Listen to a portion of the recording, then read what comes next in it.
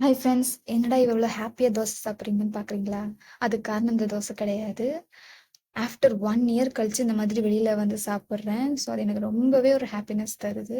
அதுவும் இல்லாம இது பேபியோட ஃபர்ஸ்ட் அவுட்டிங்னால ரொம்பவே கன்ஃப்யூஸ்டா தான் வீட்லருந்து கிளம்புனோம். நானும் என் ஹஸ்பண்டும்.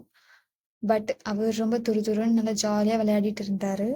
அதுக்கப்புறம் ஹஸ்பண்ட் சாப்பிட்டு முடிக்கிற வரைக்கும் வெயிட் பண்ணோம். அவர் சாப்பிட்டு முடிச்சதுக்கப்புறம் நாங்க அங்கேருந்து கிளம்பி பக்கத்துல பார்க் வந்துட்டோம். மார்னிங் டைம்னால அங்க அந்த அளவுக்கு கூட்டம் இல்ல. ஸோ பேபிய வந்து அப்படியே சுத்தி காமிச்சுட்டு வாக் போயிட்டு இருந்தோம்.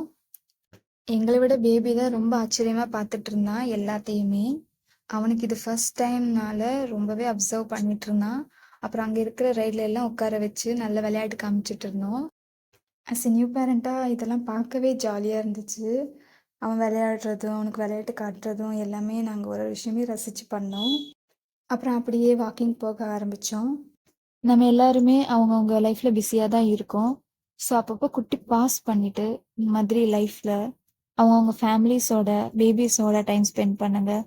எனக்கு இந்த மாதிரி குட்டி குட்டி மொமெண்ட்ஸ் வந்து ரொம்பவே சேஞ்சஸ் தருது. அதுக்குள்ள பேபி அழ ஆரம்பிச்சுட்டான். ஸோ அவனுக்கு அப்படியே விளையாட்டு காமிச்சிட்டே இருந்தோம். மறுபடியும் அழ வைக்க வேணாம்னு சொல்லி நாங்க அங்கேருந்து கிளம்பிட்டோம்.